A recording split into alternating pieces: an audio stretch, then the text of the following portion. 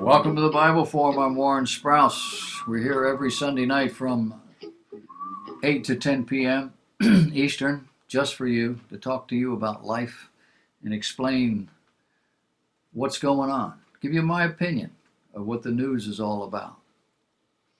This week in lifenews.com, there was an article by Rachel Cox. It was on abortion. And she writes how that since 1972, abortion has been legal in the United States. In that time, over 6.5 billion, with a B, billion babies have what they call been aborted. Not once did anyone stop to consider that these fetuses were at least as valuable as a maggot. Why a maggot? Well, apparently, while monitoring scenes involving Brooks Crow, a bird, not his last name, in the movie Shawshank Redemption, the American Humane Association deemed that feeding the crow a maggot was cruel to the tiny larva. It's a living thing.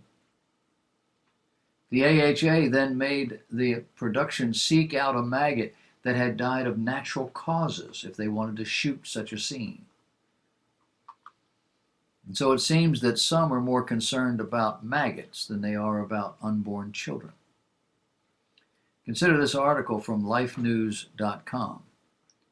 It describes an abortion. Without using any anesthesia, the doctor says, I'm going to chop each of the dog's legs off one by one with a pair of bolt cutters. But the dog is still alive at this point, so the job isn't over yet. So now I'm going to pick up a giant rock and slam it down on the dog's head to crush it, and then throw the dog's mangled body in a biohazard bag. Is that disturbing? If I got caught getting rid of just one dog using those methods, not only would I find myself in jail because it's illegal, but my mugshot would be all over the internet accompanied by helpful epithets demanding my torturous death. But in my defense, I could argue that this was my right. It's my right to kill my dog if that's what I want. I could say what I did to the dog was none of anybody's business, certainly not the government's. I could say the dog was better off dead than leading a less than ideal life. But none of those excuses would hold sway with a single person, especially dog lovers.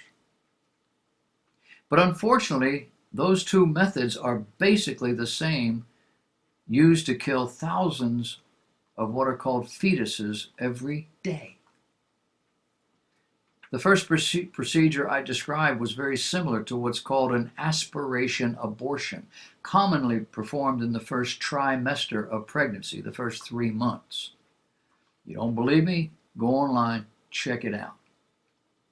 Of course, there are other methods of abortion besides that. None of them could be described as nonviolent, and they all obviously result in death. The death of the most vulnerable among us. Can you handle reality?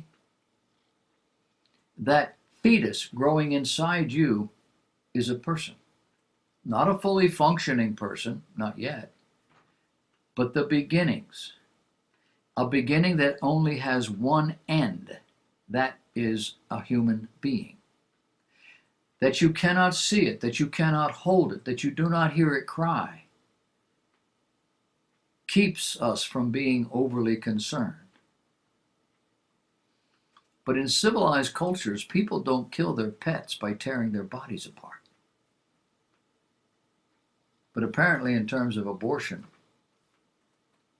we do. And I'm just asking, what's the difference? If doing what I described to animals is so bad, why is it legally accepted when it comes to a fetus?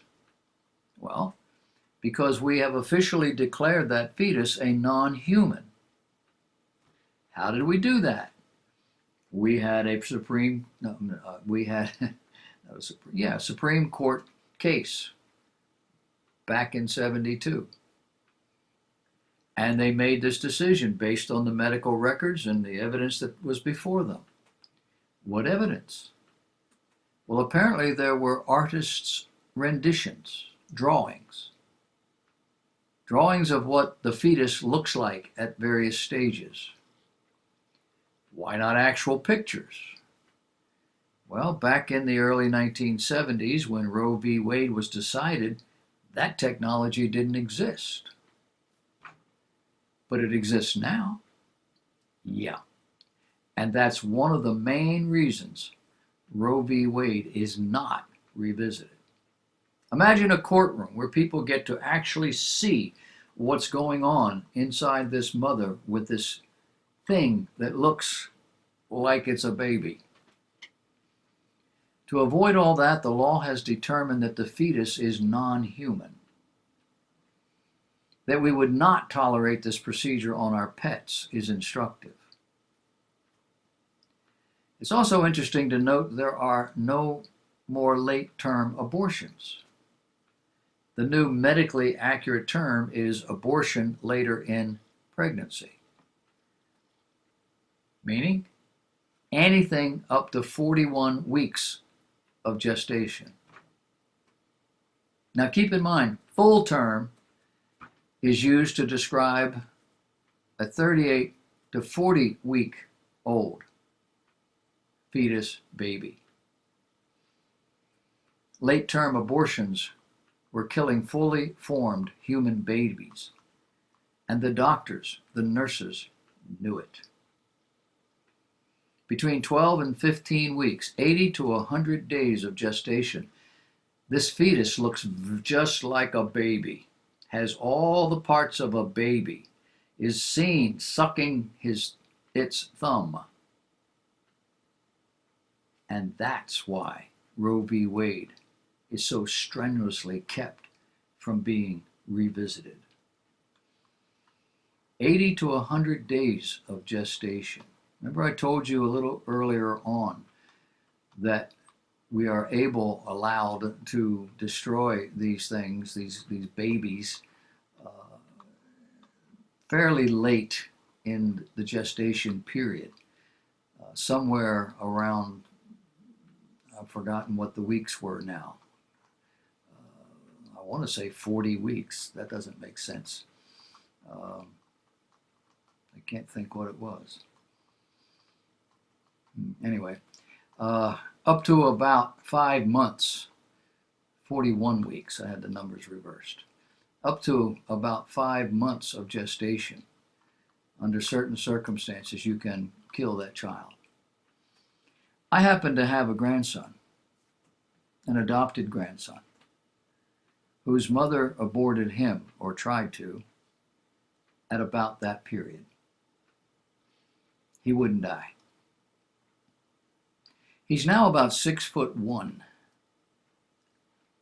He's 16, 17 years old. Fully functional. He came out with a hearing problem. He has a cochlear implant in one of his ears. The other one, he can hear some things. And everybody decided not to put the cochlear over there in case something happens to this. It'd be nice he could hear something. He is one of the greatest teenagers I have ever met. His mother tried to kill him. And I remember the day as a 10 or 12-year-old boy when he met his mother. Can't imagine what the discussion was about. Pray for our Supreme Courts, why they did not want this lady to be put on the court. It's called packing. And now the balance has been shifted away from liberals to men and women who are conservative. Look for that to be brought up again. And we've got a Supreme Court justice right now who's just longing to retire.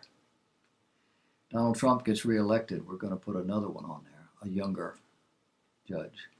We're going to get this job done. I'm going to pray for something. That'd be something good.